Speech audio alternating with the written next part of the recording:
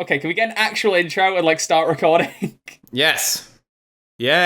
What's our intro going to be for this special episode then? Where we actually record it a decent time after the film's aired because you've actually watched it properly. I'm proud of you. I went to a red carpet premiere for this film. Yeah, and I'm going to find out what went on there because I'm very upset. I suggested to you to go watch it so we could do a podcast episode, and then you one-up me by going, I'm going the red carpet, baby. Yeah, I'm a bit special. I've got a little lanyard from it I can show you. Oh, go on, get your lanyard. Is this our intro? Maybe this is our intro, and we roll the titles before he comes back. No, he's come back. No, it's too late. Roll the intro. No, I want to show you. Oh, don't fade out. No.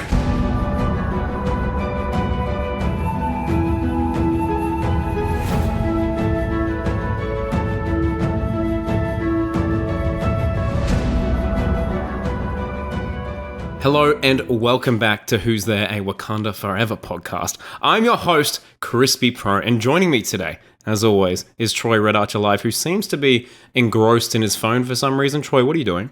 What? Oh, sorry, I was playing Sonic Dash. I'm having a bit of a Sonic moment.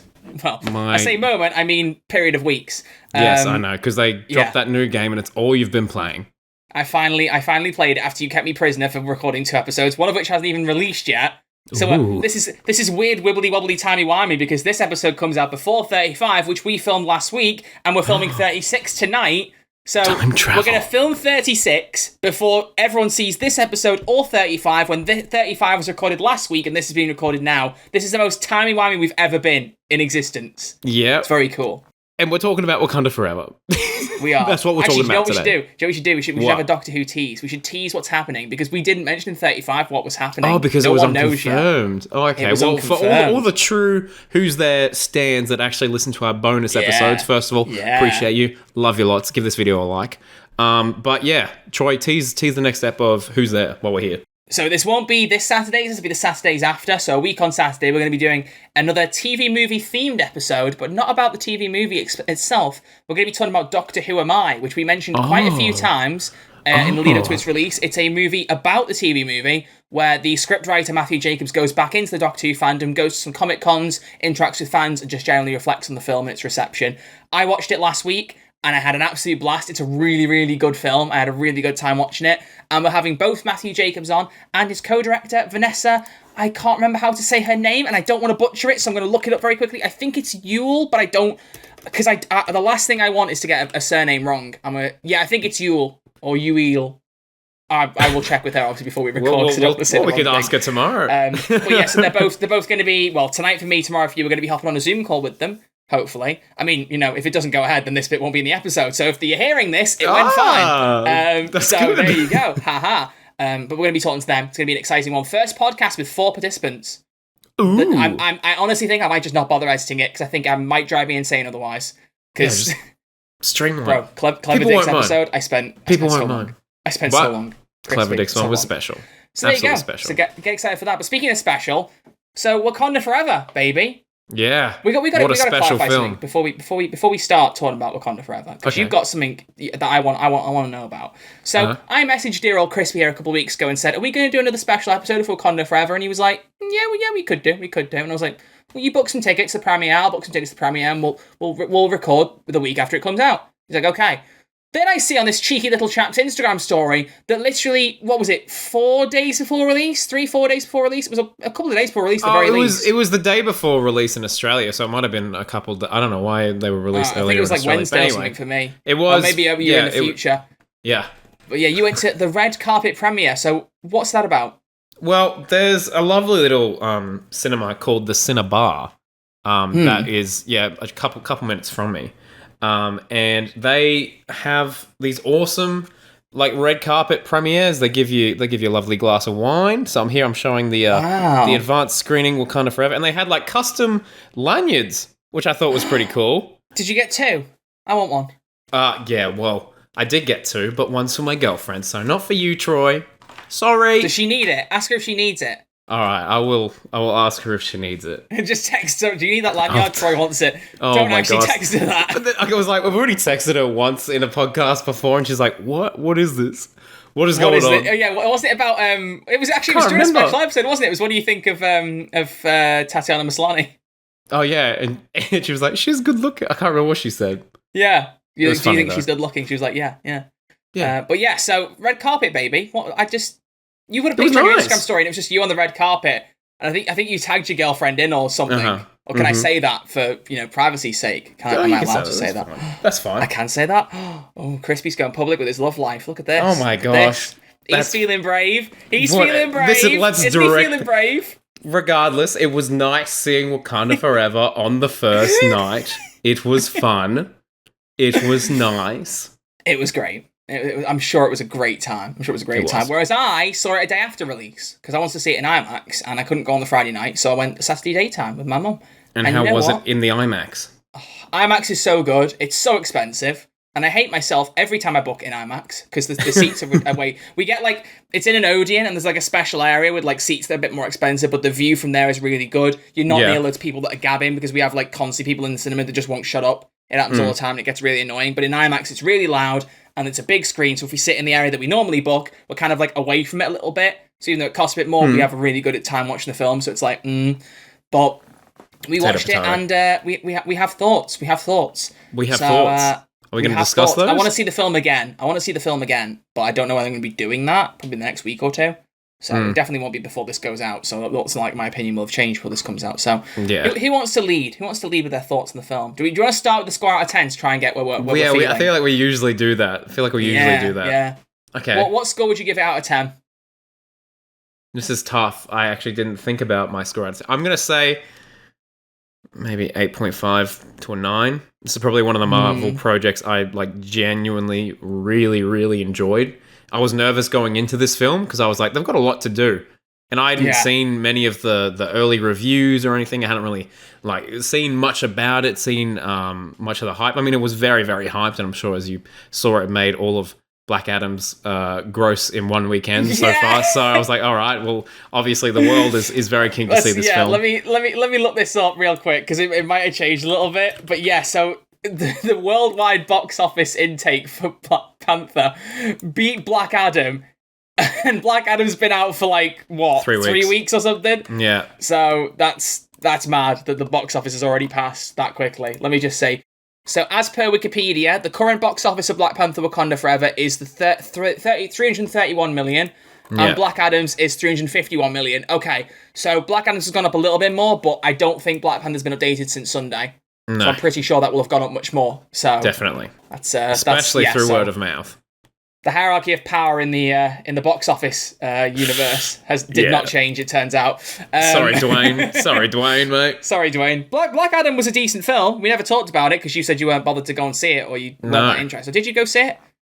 I haven't seen it. You didn't. Okay, it was decent, I've but heard it wasn't mixed anything things. super special. Yeah. Dwayne was good, but the plot itself was very thin. Unlike Wakanda Forever, but I would give it an 8. Okay, I think I'm wondering if I'm suffering from Suicide Squad effect, which was when that came out in 2021, and I saw the reviews were all 100% Rotten Tomatoes. Everyone was raving about it. When we went to watch it, we were like, that wasn't as good as we thought it was going to be. I think we got ourselves so excited for it that it then ended up impacting what we thought. Also, I'm wearing this brace that keeps whacking against the desk. But every time I watched the Suicide Squad afterwards, I loved it. Whereas Black Panther Wakanda Forever, I saw the reviews are really good. I went in, I had a great time with it, but I wasn't the biggest fan of the first half of the film because it felt like it took a while to build up. I liked it still. It just felt like it was really slow to get going. Okay, yeah, no, there is a runtime. There is a runtime. Yeah. I mean, how long is the film? It's I think it's 2 hours and 40-something minutes. Yeah, so that just under probably 3 explains it. But it was around the point when Shuri was putting the suit on and going around, I can't remember the name of the underwater village that isn't Atlantis for legal reasons. Oh, yes. Talokna? Something like that. It was Raxacorica Felipatorius, I believe, was the full name of it. When she's going around there and having a look at everything, I was like, where is this going? I was like we've been in this film for a while, and I'm not entirely sure what we're heading to. Yeah. I know Shuri's going to become Black Panther, but it seems like right now we're not really going anywhere in that direction. And it was just a bit odd. I get you. So I was kind of conscious of how long I've been in the cinema at that point. So I was a bit like, but I honestly, it's like I said, I think it could well just be that, I was expecting it to blow my mind at every single moment because of the rave reviews. So if I go in again, I'll be like, nah, this is great. I'm fully expecting that to be the case because that's, like I said, that's what happened with Suicide Squad. So, the Suicide Squad, not the 2016 film. No. Although the 2016 film I did love at the time.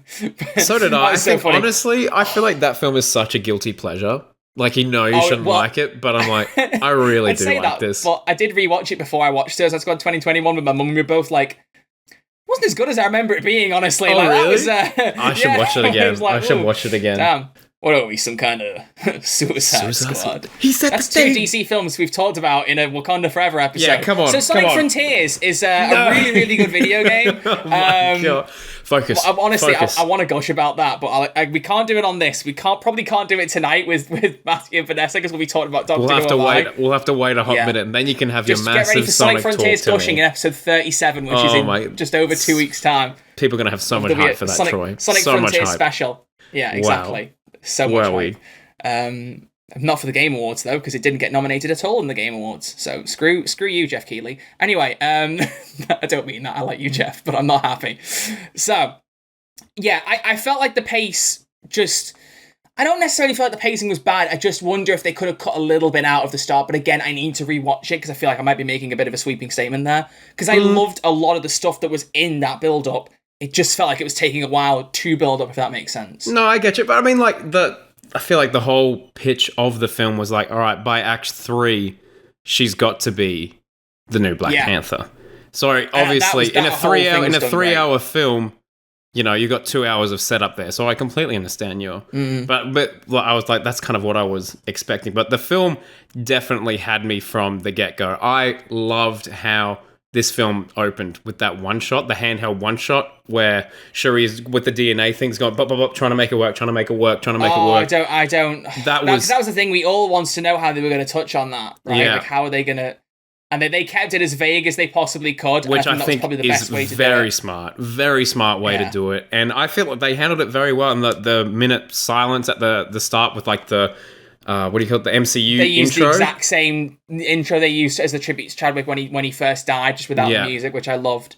But that was also, really nice. The way that it was a mirror of real life, because they were saying in there, he kept it hidden from everyone. He didn't want anyone to know until it was too late. Blah blah blah blah. Like, that was exactly how Chadwick did it. He filmed Black Panther and he filmed Infinity War and Endgame while suffering from cancer, and no one even knew. No, he kept it very, very private. They made it a mirror. And I also spotted on Twitter, someone said, I don't know where in the film this is, but there is a registration plate or a license plate if you're in America. I don't know why I said it like that. I'll just send it to you. I'm going to send you this. I don't know if you've seen this, but just have a look at this registration plate.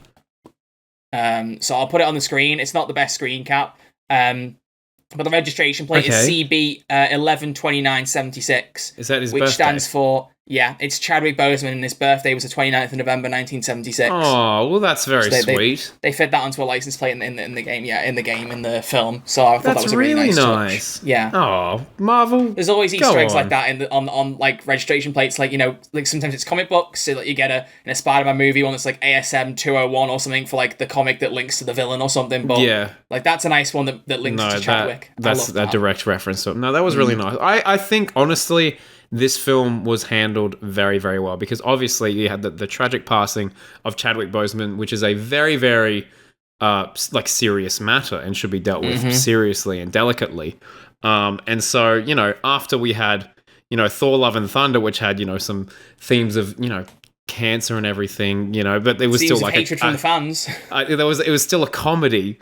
First and foremost, so I was wondering the direction they were going to go in with this, but I feel like they towed the line really nicely. There were definitely some jokes, definitely some moments that made me chuckle in here, but overall, it felt like a very serious film and a nice tribute for him. So that was nice. Yeah. I think it was really, really well done. And there's definitely, I haven't seen much of it. There'll definitely be people comparing how the cancer's been handled in both. I genuinely, there'll be people comparing that and criticizing absolutely. it. I mean, because to me, I still stand by. I still love Thor: Love and Thunder. I think it's a great time. These are two very different films, Troy. Very different. Yeah, exactly. That's what I don't want to see people making those comparisons, but I know they will be, because they're just two different ways to deal with that kind of thing. You can laugh through it, or you can be very kind of serious and deal with it. And I think both are perfectly valid ways to deal with it. But I think for Black Panther, that the way they did it was the right way. I really liked how they did that. It was nice. It was very nice. So that was good. The plot. Yeah, that was the thing as well, because the plot took a while to get going. That's what I was saying. So that was the thing I wasn't quite as hooked on to begin with. But the performances from the start, like, really hooked me. Everyone's saying about how Angela Bassett is like Oscar worthy for her performance, and I agree. But Letitia Wright, I feel like people are not giving her enough credit, you know? I feel because like everyone was on their A game in this. Like, it's a really good point you raised, because I feel like those performances definitely carried. Because I mean, if you think like bare bones of the plot, I mean, it's not a lot, is there? I mean, no, there's not. Well, I'm sure we'll touch on the villain, and I very much liked the villain. What's his name? Namor or Namor. Is it Tenoch Huerta? Is how you say his name, I believe. I don't know. Whatever. That was great. He was amazing. And I didn't realize it was his first movie role. What? It must be because it said introducing Tenoch Huerta in the credits, right? Well done. Let me just see. Film. Here we go. Oh wait, no, he's been in a whole bunch of films. Oh, it might be his Hollywood debut. No, hang on. No, it's not. He was in a 2021 film, The Forever Purge. So why did it say introducing him in the credits? How does that work? Maybe in the MCU. I don't know. Maybe this is that was the his case. You should have that for a bunch of the characters in this, like Dominique Thorne, Riri Williams. Can we mention her? I was so I knew they'd do her well, but I was like, obviously the most hesitant thing everyone's going to have is Iron Man's not there anymore, and she's going to be like, you know, the equivalent that we have. How's she going to be? She's phenomenal. I really like her. I thought she was so cool. I'm not sure if I'm the biggest fan of how the suit looks, but her as a character, I think I really like. Do you? I really like. I liked that. Well, do we mean the early suit or the end of the movie suit? The latest. I prefer the early suit because of how the early suit was really cool. It was. I think the only issue probably with the last suit is that it looks a little bit too non-existent in the real world. Iron Man's looked a little bit more realistic. Hers didn't look quite so much. Hers looked a bit more like comic book Power Rangers type. Yeah. You know, Power Rangers villain. I still kind of vibe with it. I don't know. It's and fun. I liked that it was. I liked that it wasn't like nanotech like Iron Man's. There was kind of like that distinction that she's good, but she's not endgame Iron Man level, because that would be ridiculous. She had a faceplate that slipped up rather than anything over the top. She'll no doubt get to nanotechnology. She'll do exactly what Iron Man did. I have no doubt about that. Oh yeah, absolutely. Well, unless they decide to go differently. But I really, really liked her. I thought she was great. I loved her chemistry with Shuri and Okoye in all the scenes they had together. That was really very good stuff. The college scenes, that made me laugh a lot. That was some really good stuff. Going to the bathroom and Okoye's just in there hello. I said 5 minutes. I gave you 6. It's I love the banter between them is so good. I love the chemistry that they have. They hit it off so well. No, it was very good. Yeah, Angela Bassett's her performance was amazing. I loved her performance, especially because I knew that was going to be a big scene because it was in the trailer. The I am queen of the most powerful nation. My family is gone. Crying. Have I not given everything? That whole scene did not disappoint. It did the opposite. Did not. It was phenomenal. I gasped. I was like, oh my gosh. Yeah. I was like, wow. Yeah. Don't they strip her of her rank and everything? She's like, go. She's like, get out of here. The only thing, it's a bit harsh. I think her name's Io, I think is the other Dora Milaje that kind of had a couple of more voice lines in Black Panther. She was just kind of very unceremoniously the general. There wasn't really much attention paid to that. But I just noticed she had the golden armor plate on. I was like, oh, so she's taken over. Okay, cool. Because they don't need to address it necessarily. Well, I honestly was thinking Michaela Cole would wind up taking over because they were introducing her as this new Dora Milaje member who was a little bit kind of a bit strong, a bit powerful, a bit kind of different. Okay, and, kind of had her own moment. But she, for all the hyping up that there was for her to be in the film, I didn't feel like she had much going on. No, she didn't. She ended up in a suit of armor like Okoye at the end, but didn't have nearly as much screen time as Okoye, which I wouldn't say she'd have as much as Okoye. But there was a huge difference between how much screen time they had. So I was kind of like... Well, I mean, you were saying there should be some stuff cut. I feel like if there wasn't there, I'd be like, you can cut that and the film would still work. So, I don't know. True. Very true. I don't know. Very true. Maybe that's why, because there weren't many scenes and the film was so long that you noticed she wasn't in it much. It might be that. Maybe. It's like with Full of Thunder, everyone said there wasn't enough gore. But I honestly thought the amount we had was about right. I think, he didn't overstay his welcome. The scenes he was in, he was really good. But if Thor and Thunder had been 20, 30 minutes longer, I'd have gone, where's Gore? What's going on? Yeah. True. It's about balancing it. Valid point. Yeah, I feel like this film was, it was very much Shuri's film, as it should be. And I very much liked it. And I thought stole the show. I thought everything was just very, very well done. The performances were she's just phenomenal. And it made me feel stuff. And just backing onto Riri Williams, because I forgot that this was going to be her setup for the TV show that she's going to have, the Ironheart TV show.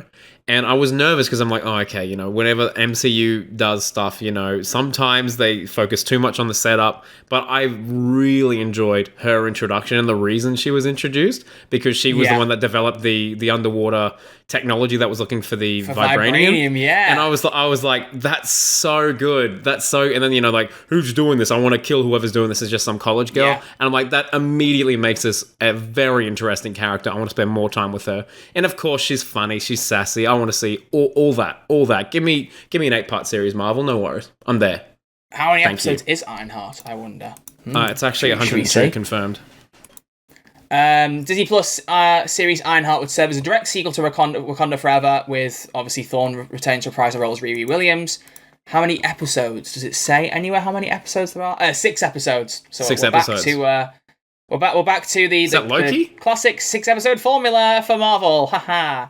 With Sam Bailey directing the first 3 and Angela Barnes directing the last 3. It's obviously not the Angela Barnes I'm thinking of, but one of the comedians on Mock the Week who was a general regular was Angela Barnes. It'd be so funny if she just popped up directing a Marvel TV series. I'd be like, what? How's she doing it? What's going on here? Without reminding you, Mock the Week did just finish. So, maybe she got So moving on.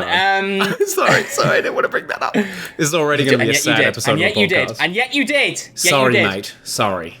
But yeah, so Letitia Wright stole the show. Thought she was phenomenal. And something else I was going to say, I don't remember. Because the thing is with special episodes, we don't go for an hour, so we want to kind of give a general kind of summary of the film, talk about the bits we like, bits we didn't like. Oh, and Baku. So glad he got more to do.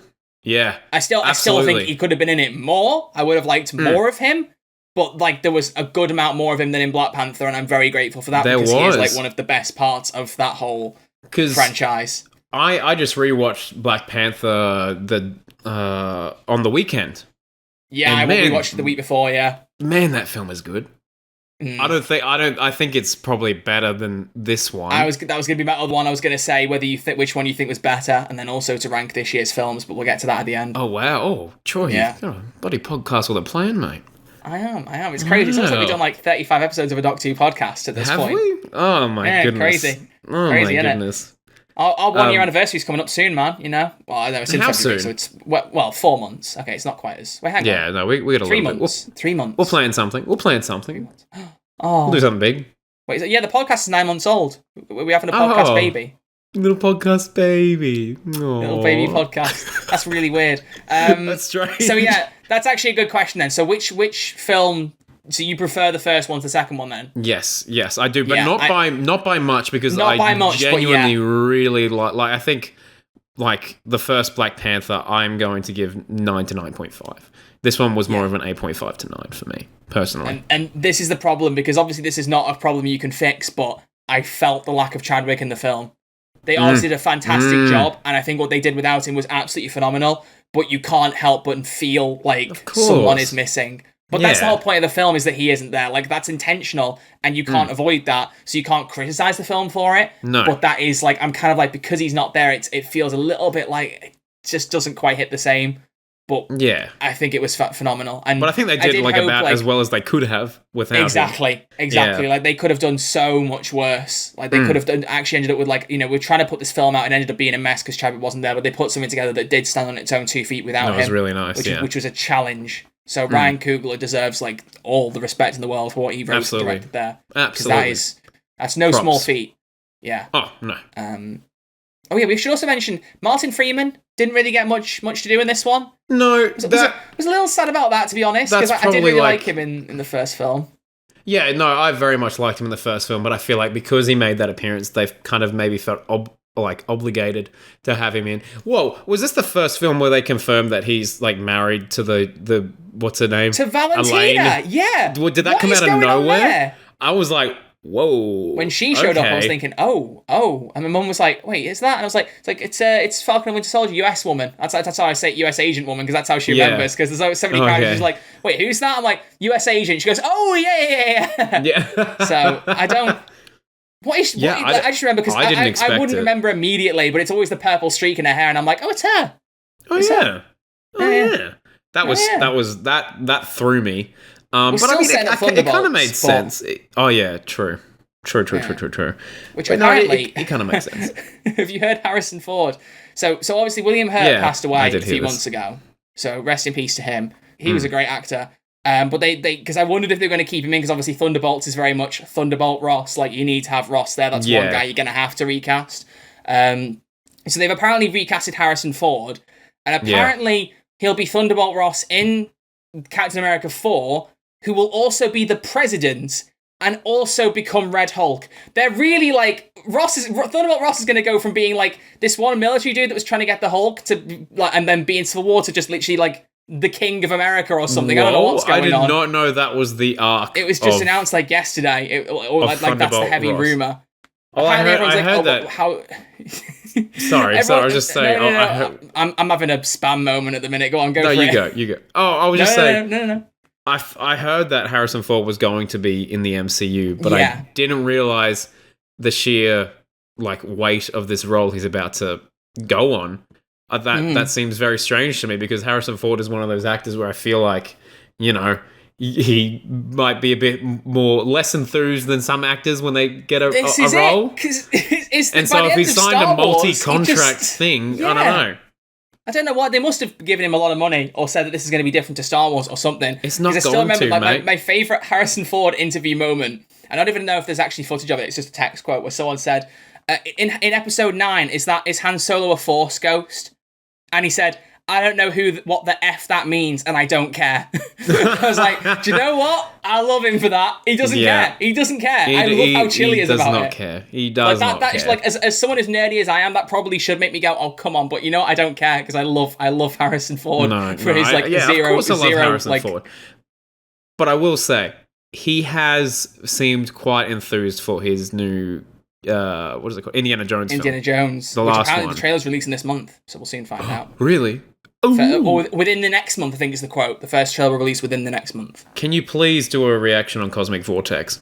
To Indiana Jones? I've not even seen the other films, mate, so probably not. Have you ever seen an Indiana Jones? I've seen bits of the films, especially the fourth one, because it was on the TV at one point, but all my only experience, you're going to hate me for this, my only experience is the Lego games. Oh my. I'm done. Troy, all right, what? Bye-bye. So, to wrap up this, because I feel there's still stuff we could have talked about. Namor was fantastic. Namor, like I said, brilliant. Plot maybe a little bit thin. Runtime was a bit long, but not necessarily bad. I need to watch it again to get a better feel for it. M'Baku was great. Shuri became Black Panther. She was phenomenal. Loved the ending arc of her deciding not to kill him. Yeah, that the redemption arc. And there was a moment where it's like, I don't know where this is going to go. I don't know. She was saying about vengeance and consuming people, and all I had in my head was the Black Panther quote from Civil War. Yeah. Vengeance has consumed you. It's consuming them. I'm done letting it consume me. And honestly, at one point, I thought she was going to say it word for word, and I wouldn't have hated it if she had.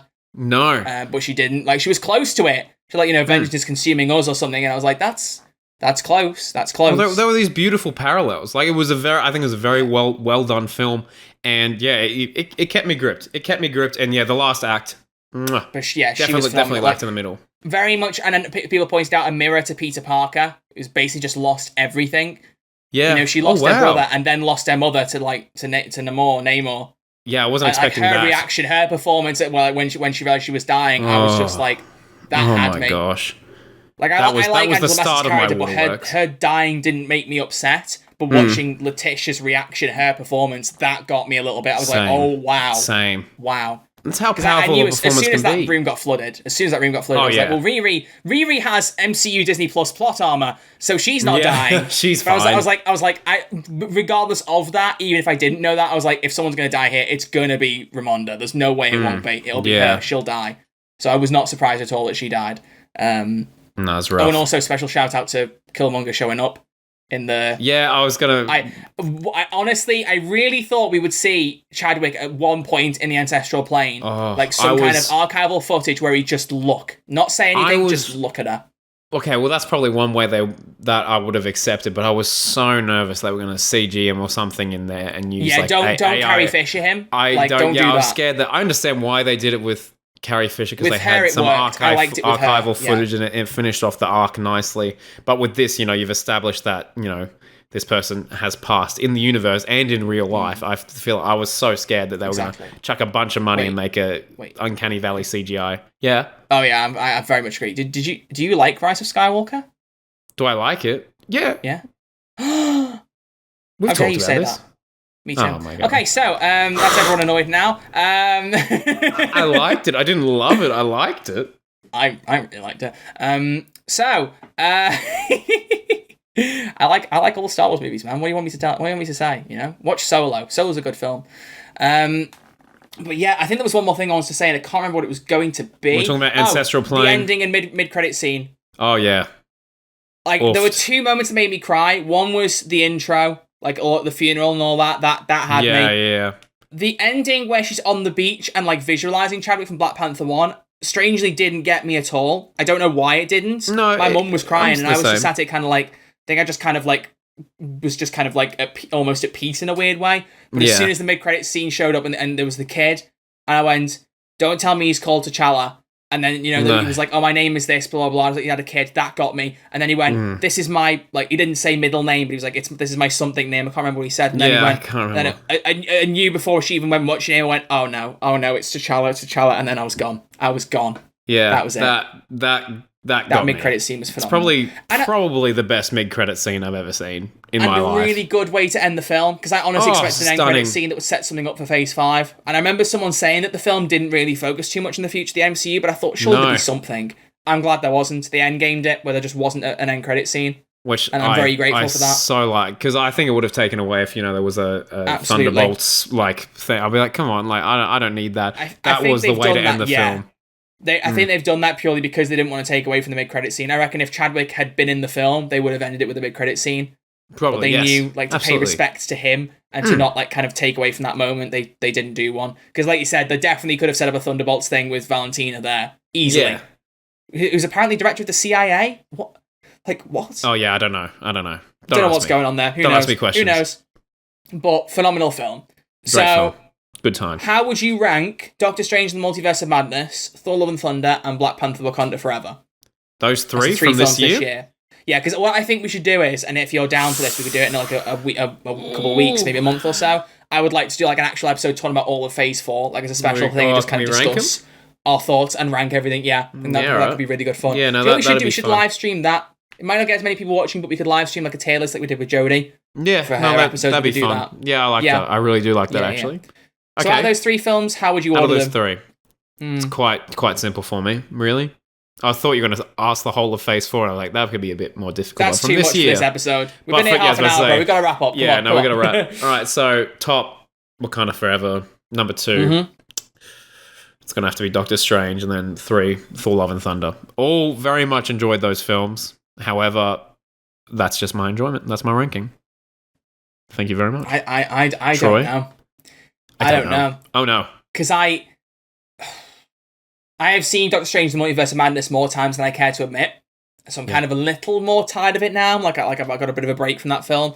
Thor: Love and Thunder, I absolutely love. Apparently, I'm in some weird minority, and you're a little bit like the same maybe where we love the film. Most people seem to absolutely hate it. Whatever. I don't know if I put Thor: Love and Thunder at the top, to be honest.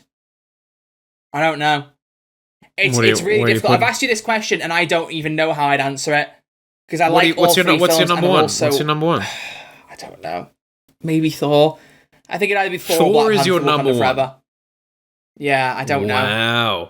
It's difficult. I love all three of them. It's very much a case of, like I've said, with like favorite doctors and series and stuff, where I love them all, and it's hard to pick. It's like choosing between your children, you know. All three of them are really good in their own different ways. You know, we've got Multiverse of Madness had some stuff that there wasn't enough multiverse, enough cameos, blah blah blah. I didn't do multiverse very well. Shut up. Yes, it did. Thor: Love and Thunder. Oh, it wasn't very good. It was too funny. It was really funny. Shut up. Learn to have a smile. That's sarcastic, obviously. I get the criticism. Just saying it for humour's sake. Have a smile. Like Tiger did for everything in the film. But no, I loved Love and Thunder. I liked what it did. Obviously, not everyone did. That's valid. Black Panther, though, I think the problem is I need to watch it again before I can settle firmly. Because Mum and I were both kind of like probably near the bottom of the three films, but like not that we dislike it. We've still loved it. I think we need to watch it again and just say, okay. I'm gonna abstain. I'm gonna ask you the question, and I'm not gonna answer it myself. That's fine. You know who can answer it? The people in the comments. Please leave your rankings in the comments below of this year's. The poll for this can be MCUs. What the favorite of the three are. Thank you, everyone. Just engage with us, please. Exactly. Thank you. And we'll briefly mention it in 37. 37? No, 36. 36. No, 37. Don't think 37.